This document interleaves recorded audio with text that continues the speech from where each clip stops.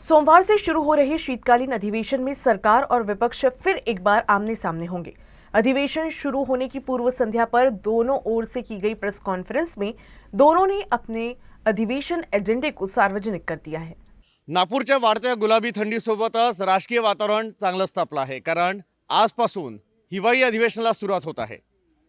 विशेष म्हणजे यंदाचं अधिवेशन केवळ 8 दिवसांचं आहे आणि आजपर्यंतच्या इतिहासातील हे सर्वात कमी कालावधीचं हिवाळी अधिवेशन राहणार आहे।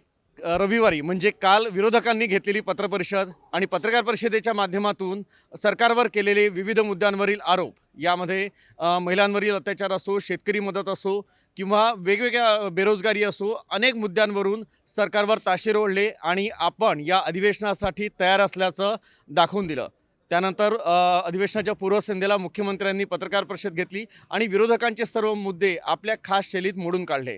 त्यामुळे सरकार देखील विरोधकांच्या प्रत्येक मुद्द्याला तोंड देण्यास सज्ज आहे, त्यांनी सांगितलं। आणि कुठलीही घडामोड असो त्यासाठी राजकीय वातावरण चांगलं स्थापणार आहे हे निश्चित।